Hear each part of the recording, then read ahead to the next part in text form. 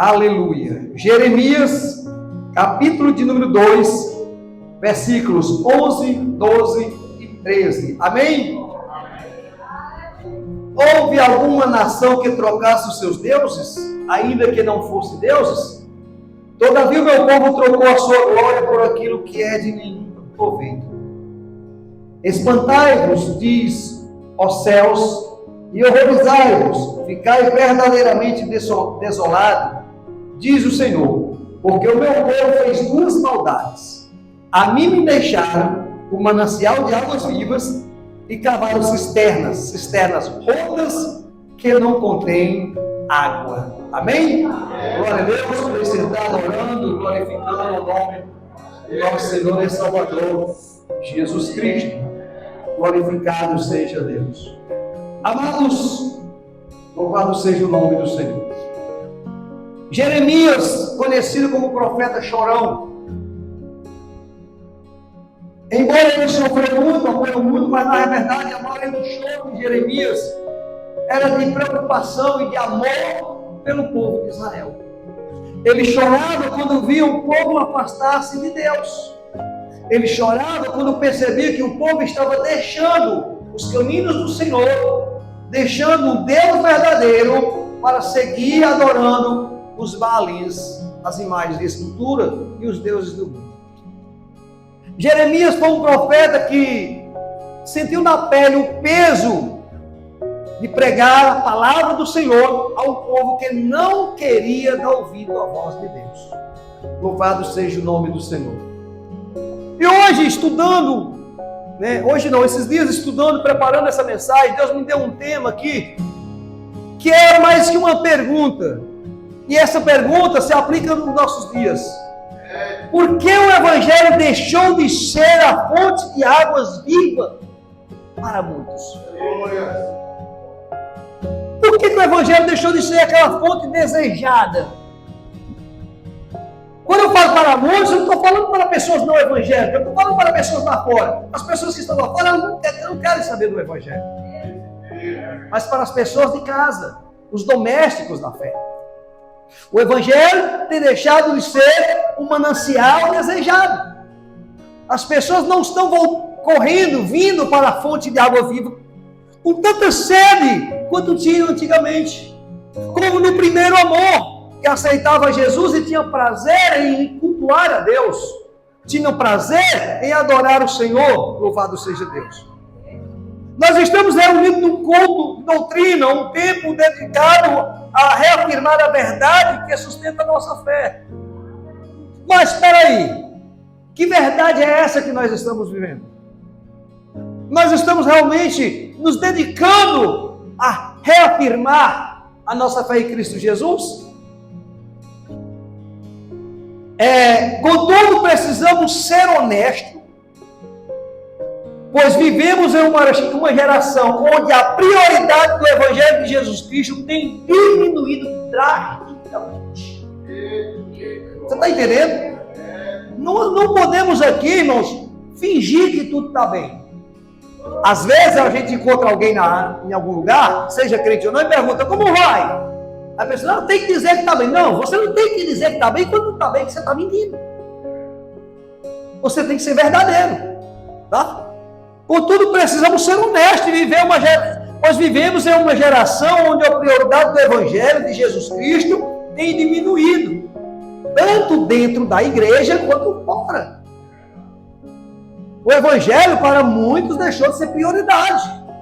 O Evangelho para muitos deixou de ser a bússola. Sabe, hoje as pessoas com GPS já não estão nem aí para a bússola.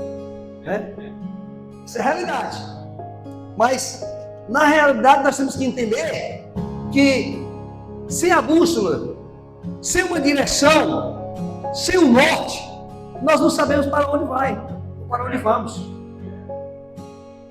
Para imaginar se você hoje for sair, chegar em determinado lugar que você não conhece o lugar, e você pergunta, para onde eu vou? Como eu chego em determinado local? A pessoa diz, você vai à direita, vai para a sua direita.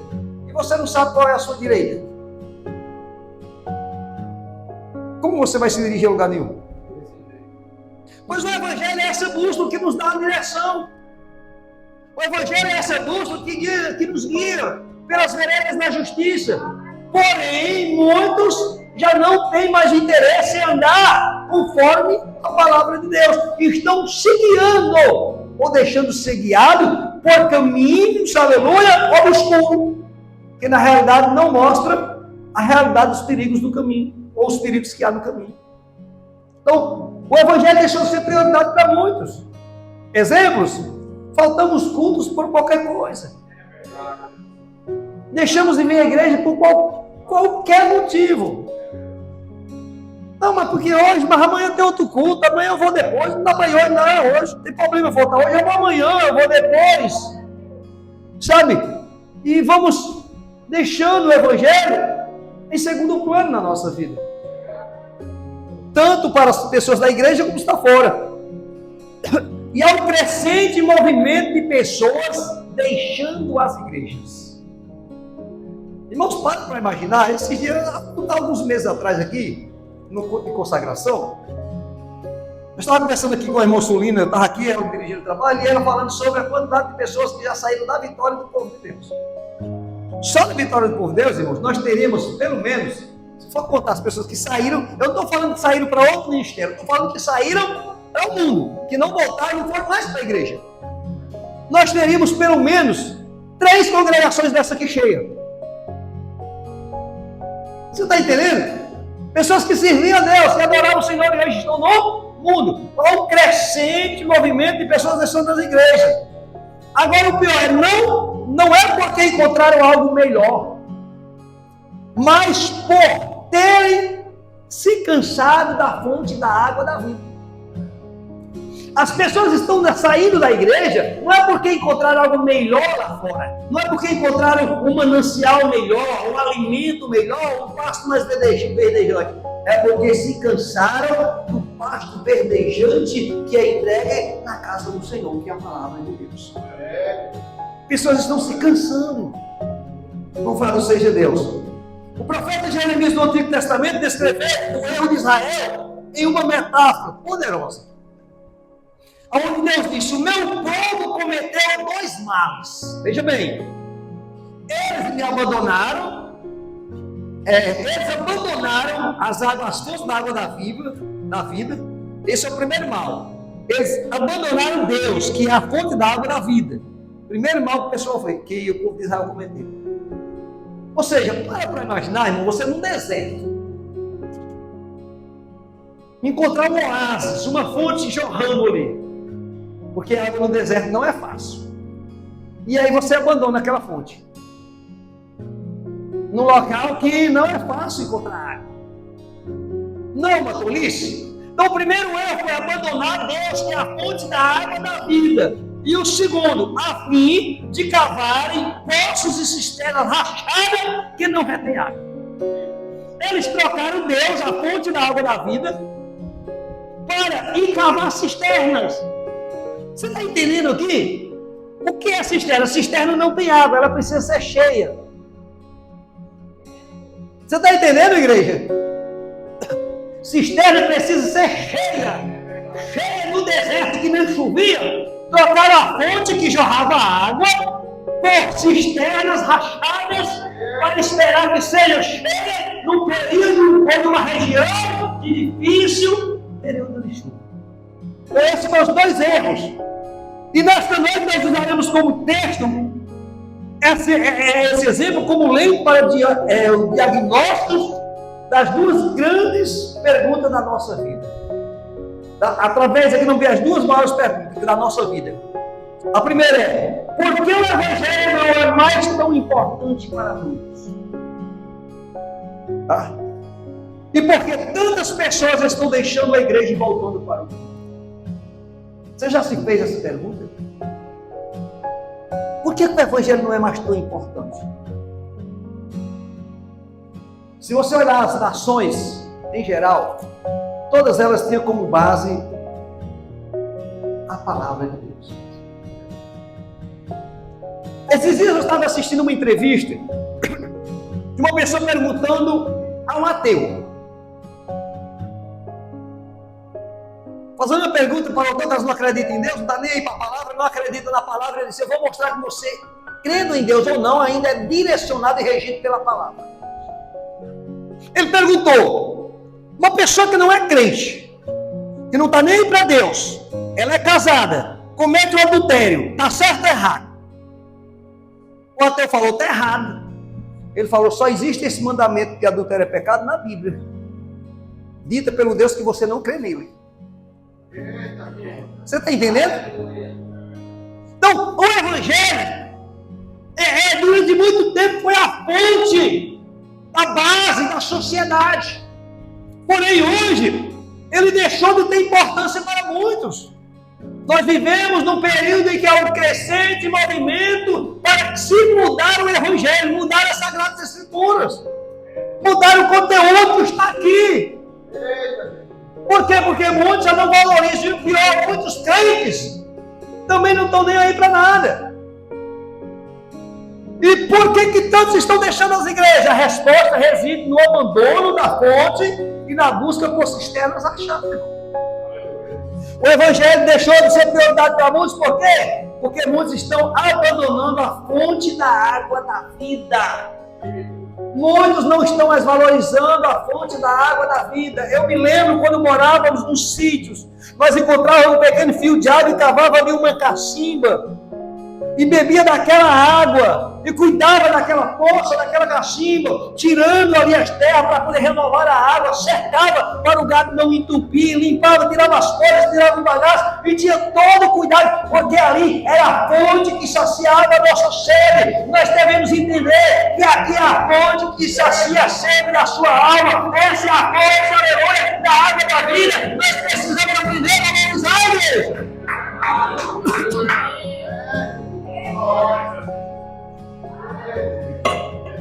Porém, muitos abandonaram. Tem crente que não passa de meses sem pegar na Bíblia em casa. Ele pega para trazer na igreja e ele lê no devocional quando vai ler a leitura inicial aqui. Mas quando chega em casa, ela é jogada em cima de qualquer local. Ele só pega para vir para o culto. Já não tem mais aquele prazer de fazer o centro devocional, de meditar na palavra todo dia, de ler um versículo por dia pelo menos, de examinar as Escrituras. Tem abandonado. Então, e por que estão deixando tanto? Porque muitos estão deixando a igreja e voltando para o mundo? Porque estão buscando lá fora. Estão tentando se saciar sua sede lá fora. Em coisas que, na verdade, não saciam a nossa alma. Igreja do Senhor, precisamos entender, aleluia, que a nossa alma necessita, louvado seja Deus, como criança recém-nascida precisa do leite materno, aleluia, a nossa alma necessita da água da vida, da palavra de Deus, aleluia, para nos manter em pé, louvado seja Deus. Só a palavra do Senhor sacia a nossa alma. Só a palavra do Senhor sacia a sede da nossa alma. Glorificado seja o nome do Senhor. A troca da fonte, a perda da centralidade do Evangelho. Muitos estão abandonando a igreja porque estão trocando a fonte. O Evangelho já deixou de ter a centralidade, de ter Cristo como centralidade. Muitas igrejas, Cristo já não é mais o centro. E nós precisamos entender uma coisa. Evangelho, que Cristo não é o centro, não é o Evangelho. O Evangelho é cristocêntrico. Porém, nós estamos vendo um crescimento alarmante do Evangelho pregado, que é egocêntrico. Cristo deixou de ser o centro e o ego do homem passou a ser o centro das pregações das igrejas hoje.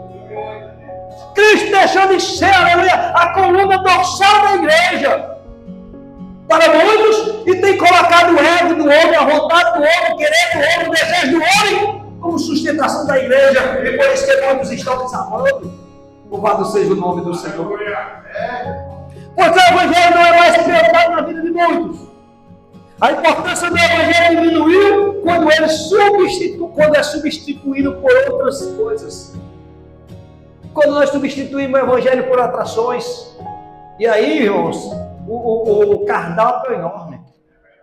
Você tem futebol, você tem Netflix, você tem cinema, você tem praia, você tem tantas outras coisas que podemos substituir o Evangelho. Eu não estou dizendo que você está alheio a tudo isso aí, não, aleluia. Mas nós temos que entender, louvado seja o nome do Senhor, que assim como Davi, ele falou, como suspira a costa pelas águas, assim suspira a minha alma por ti. Nós temos que entender uma coisa, quando eu afasto da minha alma da presença de Deus, eu alimento a minha carne, mas eu estou matando de sede a minha alma. Eu estou privando a minha alma dos mananciais de água da vida. Louvado seja o nome do Senhor.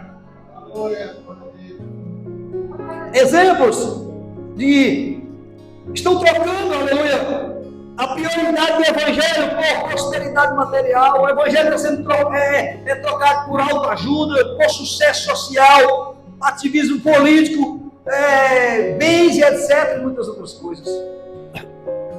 Hoje muitas pessoas estão deixando a verdade do Evangelho por autoajuda. Quando na verdade o Evangelho deixa de ser. O Evangelho não é autoajuda, mas o Evangelho é ajuda no mal. O Evangelho, aleluia, ele tem que estar na nossa vida com prioridade, acima da posição social. Não é a tua posição que tem que ter prioridade, não é o teu cargo dentro da igreja ou fora da igreja. O que tem que ter prioridade na nossa vida é o Evangelho, é a palavra de Cristo sendo vivida através de mim, ou eu vivendo a palavra de Deus. Aleluia.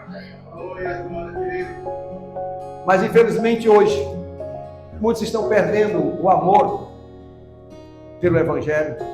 Muitos estão perdendo o primeiro amor. E aí quando se perde o primeiro amor, irmãos, é como se já está na chuva, deixa se molhar. Uma chuvinha mais, outra menos, não vai fazer diferença para quem já está molhado. Eu perdi o culto hoje, não tem nada não. Quando cuidar aqui não, passa 15 dias, um mês, já não tem mais vontade de vir à casa do Senhor, já não tem mais vontade de adorar, já não tem mais vontade de levantar pela madrugada e orar, já não tem mais aquele fervor, aquele desejo, aleluia, de falar com o Pai pelas madrugadas, já não tem mais aquele desejo de preparar o meu corpo, ensaiar e dizer, eu vou ensaiar esse meu corpo, porque se eu tiver uma oportunidade, eu vou dar a minha melhor adoração para o Deus que eu adoro, que eu sigo.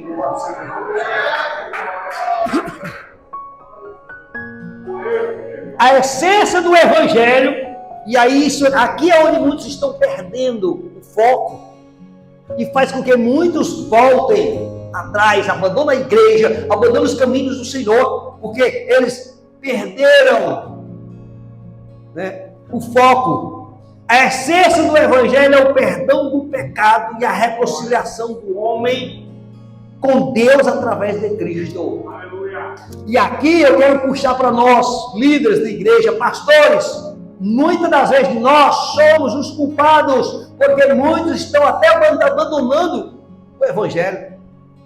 Porque muitos pregadores, muitos pastores, muitos líderes não pregam a verdadeira essência do Evangelho. A essência do Evangelho é perdão do pecado e reconciliação do homem com Deus. Muitos pregadores estão pregando casa, carro, chave, presentes, coisas boas, e a pessoa vem, mas não entende que tudo isso é passageiro. E quando isso passa, aí já não tem graça mais estar na igreja. Já não tem mais graça estar na casa do Senhor. Então a essência do Evangelho é o perdão de pecado e reconciliação do homem com Deus. Quando o crente passa a buscar no Evangelho apenas benefícios terrenos, como saúde, riqueza, e não a remissão da sua alma, ele se cansa, pois esses benefícios são temporais e passageiros. E aí, falha. Aqui o homem troca, veja bem, o homem troca o eterno pela busca do eu bem-sucedido. Quando o homem não entende que a essência do Evangelho é a reconciliação do homem com Deus em vida eterna, e quando nós não entendermos isso, nós vamos passar a trocar o céu, a vida eterna, pelo eu bem-sucedido. Se eu estou nessa igreja, mas eu não sou bem-sucedido, o meu ministério não cresce, ou a função que eu estou exercendo ali não me projeta para uma situação melhor, de posição maior, eu vou procurar outro lugar. E se eu não encontrar outro lugar, eu vou procurar lá fora do mundo. Esse é um dos motivos porque muitos cantores evangélicos começaram na igreja e estão lá do mundo hoje. Cantores de renome, você procurar na internet aí, não é difícil encontrar.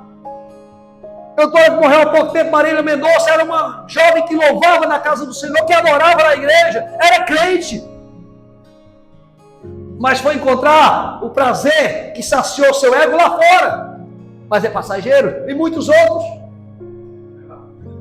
Da mesma forma nós temos que entender, igreja, que o Evangelho é perdão de pecado e reconciliação do homem com Deus. A igreja do Senhor passava por dificuldades muito maiores do que as que vocês passam hoje. É verdade. Às vezes, irmã, a gente pedia assim, hoje não tem mais crente como antigamente, porque antigamente os crentes aguentavam peso. Não, não é isso não. É que antigamente os crentes sabiam qual era o foco. Crente não vem para a igreja para encontrar emprego. Crente não vem para a igreja para arrumar casamento. Crente não vem para a igreja para resolver problema conjugal. Não! Crente vem para a igreja para alcançar salvação através de Cristo Jesus. Agora, a palavra do Senhor em Mateus 6,33 diz: buscar, pois, em primeiro lugar o reino de Deus e a sua justiça, e as demais coisas serão acrescentadas. Glória a Deus. Glória a Deus. Jesus Cristo não morreu numa cruz para te dar um carro.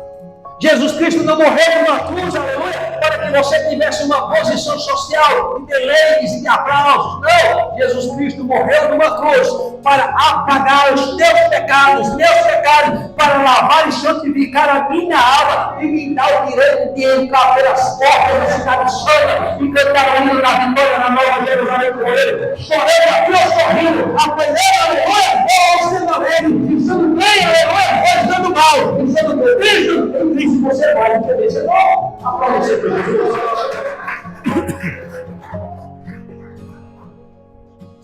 Aqui o homem troca o Deus eterno pela busca do eu bem-sucedido. O evangelho se torna irrelevante porque já não busca mais, ou não é buscado mais o doador, mas apenas a doação. Quando o homem não entende a essência do evangelho, ele deixa de buscar o doador e vem só atrás da doação. Ele deixa de buscar o presenteador para levar apenas o presente. Mas se lembre de uma coisa: muitos aqui estão acostumados a receber presente, uns com mais frequência, outros com menos, mas presente você não recebe direto. Uma hora o presenteador vai esquecer de te dar um presente. Vai ter uma hora que vai passar batido. Porém, quando você deixa ou coloca o presenteador em primeiro lugar do que o presente, aleluia, embora que o presente não veio, mas o dono do presente está com você. Então Jesus Cristo, para nós, ele não é um presente, ele é muito mais, ele é aquele que presenteia, louvado seja o nome do Senhor. Jesus Cristo não é apenas dono da vida, ele é a vida, louvado seja o nome do Senhor. Jesus não é o caminho, ele é o caminho, ele não tem a paz, ele é a paz, louvado seja o nome do Senhor. Ele não tem água da vida, ele é a fonte da água da vida, aleluia. E ele disse para a mulher, aleluia, em João 4, para a samaritana, ele disse: aquele que beber da água que beber, aleluia, rios de água viva fluirão no seu interior e morrerão para a eternidade. Então precisamos entender, não podemos trocar de maneira nenhuma as fontes da água da vida, que é o evangelho, aleluia, como o povo de Israel fez para encavar cisternas em lugares desertos. E ainda arriscar, esperar chover para que essa cisterna se encha, quando na verdade nós temos uma fonte jorrando, aleluia, na nossa alma, que é a palavra de Deus. Louvado seja o nome do Senhor. O esfriamento do amor, o cansaço e a pressão da iniquidade tem feito o amor esfriar. Porque muitos estão deixando as igrejas e voltando para o mundo. A Bíblia nos ensina que o esfriamento da fé é uma característica dos últimos tempos. Sim, quem não já ouviu isso? Ou se multiplicar a iniquidade, o amor de muitos esfriará. Não, pastor, é porque nós estamos vivendo os últimos dias. É realidade, é verdade. Mas tem algo muito mais do que isso. impulsionado pelo aumento da iniquidade, o abandono da lei de Deus, o mundo se tornou mais atraente e as exigências da santidade parecem pesadas. Você está entendendo? O aumento da iniquidade, o abandono da lei de Deus, tem feito com que o mundo se tornasse mais atraente. Porque para muitos é muito melhor estar lá fora, bebendo, farrando, vivendo sua vida nos deleites, do que estar na igreja. Porque aqui na igreja ele aprende que não pode beber, ele aprende que não pode se prostituir. Aqui na igreja ele aprende que tem que obedecer a pai e mãe e obedecer a Deus. Lá fora ele sabe que todas as coisas lhe são lícitas. Lá fora ele pode usar entorpecentes. Lá fora ele pode beber. Lá fora ele pode se prostituir. Então quando ele vê essas facilidades lá fora e abandona a palavra de Deus, somando o que o mundo oferece com o abandono da palavra de Deus, ele vai perceber que obedecer a Deus é muito mais pesado do que estar lá fora.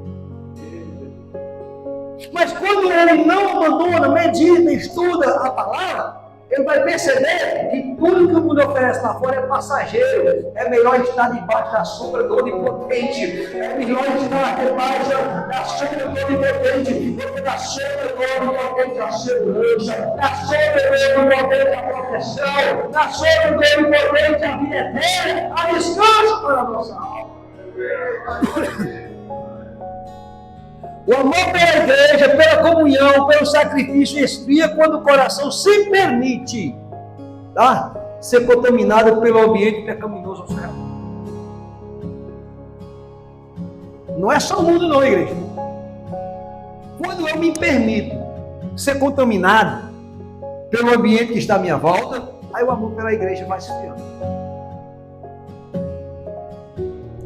Por isso que o salmista do Salmo 1, ele diz assim: bem-aventurado é o varão que não anda segundo o conselho dos ímpios, nem se detém no caminho dos pecadores e nem se assenta na roda dos escarnecedores. Antes seu prazer está onde? Na lei do Senhor, na qual medita de dia e de noite. Oh, louvado seja o nome do Senhor. Irmãos, quando nós deixamos de meditar nesta palavra, o mundo, ele vem sobre nós. Sabe, a palavra é luz. Salmo 119 é bem claro. Luz para o meu caminho, lâmpada para os meus pés e luz para o meu caminho é a tua palavra. Então, quando nós deixamos de meditar nessa palavra, é como se nós apagássemos a luz do nosso caminho. E quando nós apagamos a luz do nosso caminho, as trevas se projetam sobre nossa vida e nós não enxergamos os perigos que estão à nossa volta. Nós não enxergamos os perigos que nos rodeiam. Louvado seja o nome do Senhor. Então por isso o salmista disse: medita na sua palavra de dia e de noite, em tudo será bem sucedido. Louvado seja o nome do Senhor. A igreja tem que aprender a fazer um hábito na sua vida. Pela manhã a primeira coisa que você faz é levantar. Independente de orar ou não, você lava seu rosto, você escova seus dentes. Alguns tomam banho, outros não. Mas faz sua higiene pessoal. Então precisamos também fazer um hábito na nossa vida com a palavra de Deus. Levantou pela manhã, alimenta a sua alma. Louvado seja o nome do Senhor. Durante o meio-dia, alimenta a sua alma quando tiver tempo, aleluia. Usa a palavra como café da manhã, usa a palavra como seu almoço, usa a palavra como, aleluia, como seu jantar, usa a palavra como jantar, como a ceia. Mais tarde, ao descansar a sua alma, você esteja sempre alimentando a sua alma com a palavra de Deus. Louvado seja o nome do Senhor. Mateus 24, versículo 12, diz: por se multiplicar a iniquidade, o amor de muitos esfriará. Agora, observe aqui, não está dizendo o amor de todos, é o amor de muitos. Diga para quem está do seu lado, embora sejam muitos, você não precisa fazer parte desses muitos. É igual o versículo diz, é impossível que não venha o escândalo. É verdade, irmãos.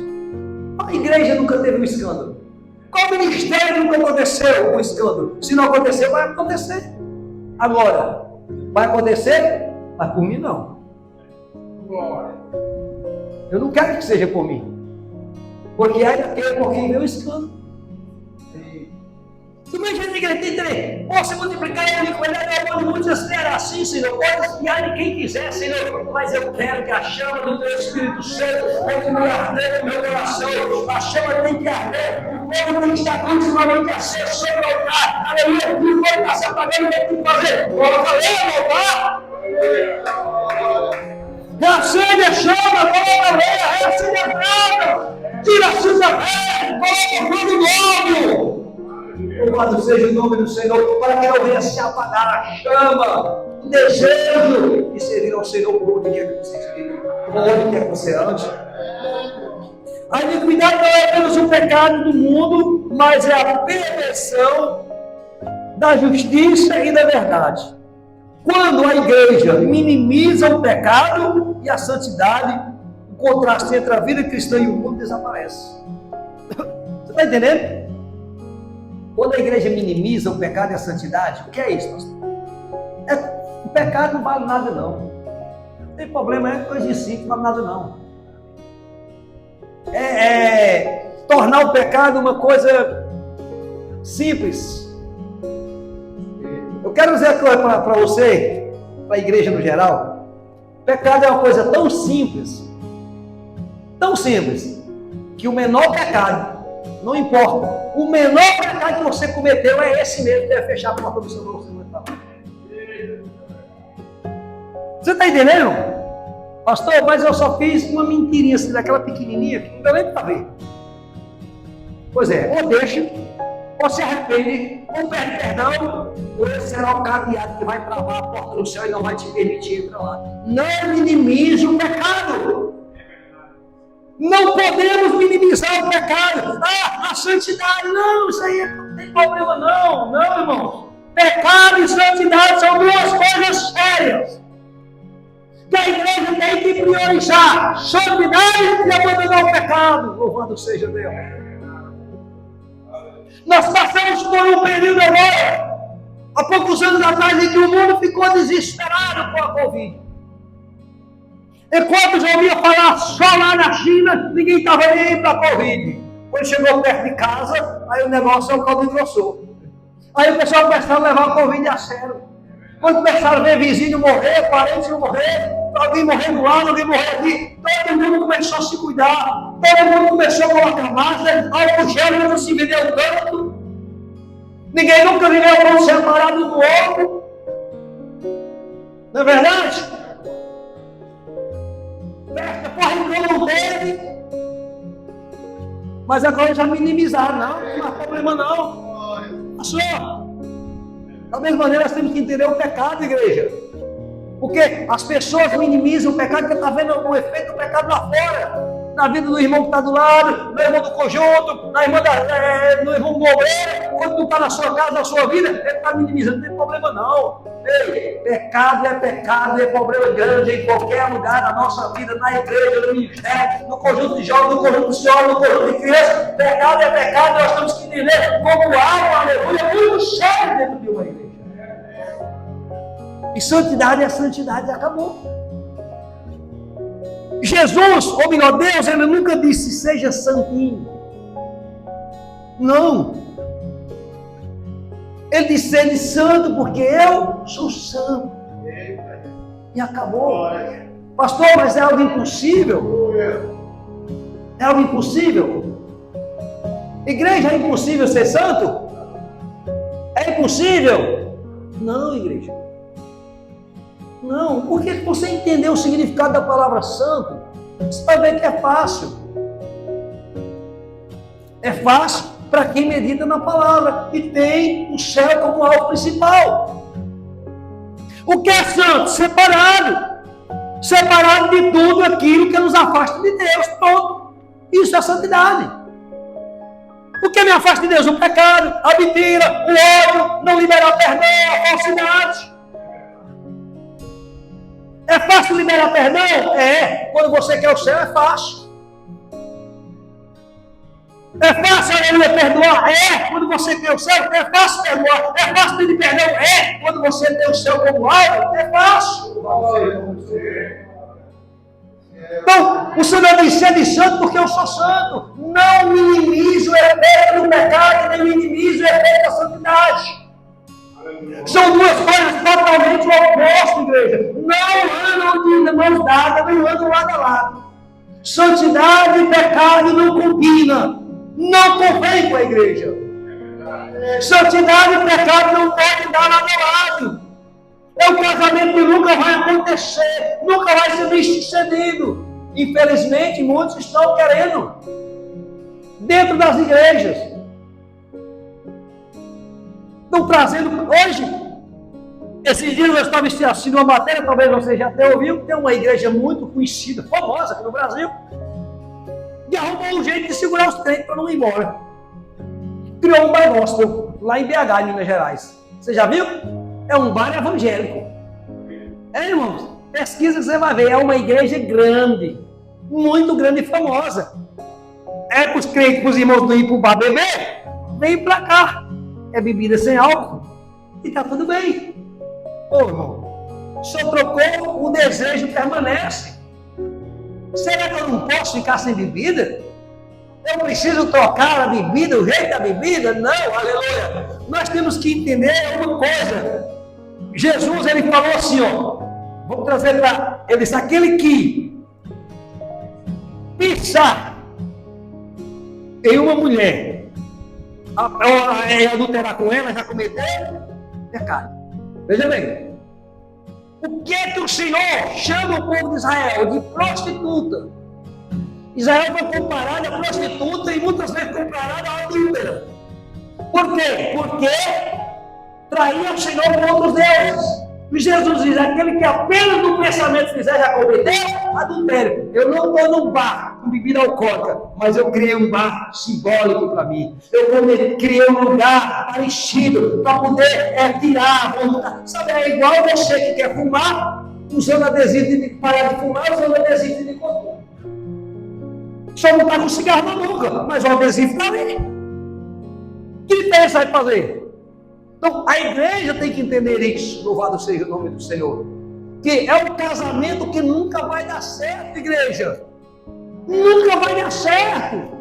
Pecado com santidade. Igrejas construídas nos fundos da igreja, quadra de futebol para sustentar a mocidade, na quadrilha, no dia que não tiver culto, está jogando lá para os irmãos permanecerem na igreja. Ei, o que te faz permanecer na presença de Deus é a palavra, louvado seja o nome.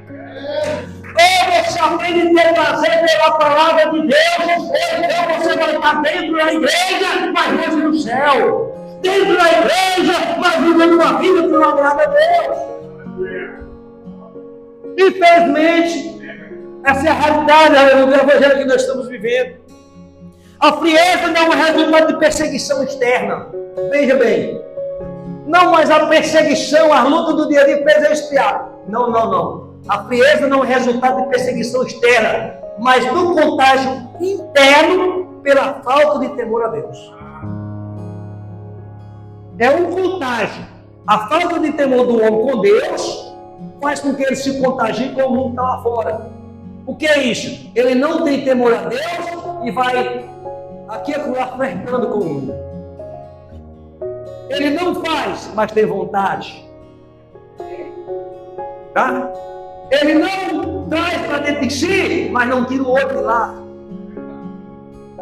Ele não tem coragem de chegar junto, logo e assumir o pecado, mas aquela vontade está ardendo no coração e todo dia está alimentando aquele desejo, todo dia está alimentando aquele desejo, todo dia está... Mas sabe o que vai acontecer? Vai vir sobre ele a frieza espiritual. O amor ao mundo, o materialismo, faz com que muitos tenham abandonado o Senhor.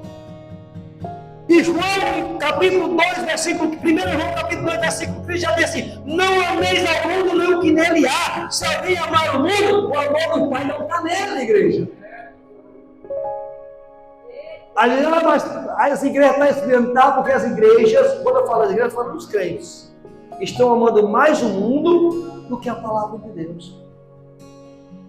Estão amando mais as coisas que afastam-nos de Deus do que a própria palavra de Deus. O Evangelho exige que amemos a Deus acima de tudo. É somente isso, amar a Deus sobre todas as... Você já parou para imaginar o que é amar a Deus sobre todas as coisas? E ao próximo como a ti mesmo? Eu estava estudando para esses dias o verbo amar, a partir do hebraico, que se pronuncia ahavá. É o mesmo que amar. E a visão do hebraico é uma visão muito diferente daquilo que nós vemos no amar na tradução portuguesa. Porque no português, amar se define apenas por amor, eros e filhos. Ou seja, um homem que ama a mulher ou os familiares. Já o amor, a partir do hebraico, do original da palavra de Deus, é algo diferente. Quando está dizendo assim, amar a Deus sobre todas as coisas, eu gosto como a ti mesmo. Amar a Deus sobre todas as coisas, está dizendo assim, quando eu amo a Deus, se eu pronunciar e assumir que eu amo a Deus, eu estou assumindo um compromisso com Deus como um casamento. Amar a Deus é de corpo, alma e espírito. Amar a Deus é de corpo, alma e espírito. Você sofre por aquela pessoa, mas é que você tem um compromisso. Embora muitas vezes na luta do dia dele quer me afastar dele, mas eu dei a palavra de ter uma aliança com ele ou com ela. Eu dei uma aliança com Deus. Quando vai amar a Deus sobre todas as coisas, é se apropriar de você não abandona a Deus. É como se você não abandonasse os bons seu marido, fazer seu casamento com a pobre. Eu vou negociar? Não, porque você coloca uma aliança com ele, com ela. O amor a Deus é exatamente isso. Está na prova? Tá, mas eu amo a Deus. Está na luta? Tá, mas eu tenho compromisso com Deus. Está na dificuldade? Tá, mas eu tenho compromisso com Deus. Ah, está na dificuldade? Tá, mas eu tenho compromisso com a obra. Eu tenho com ficar do lado. Então essa é uma visão que nós precisamos aprender. Amar a Deus sobre todas as coisas. Por isso que a igreja primitiva morriam nas arenas, os cristãos primitivos tinham sangue jorrado nas arenas, batido espada, trabalhado pelos leões, mas não abandonavam o evangelho.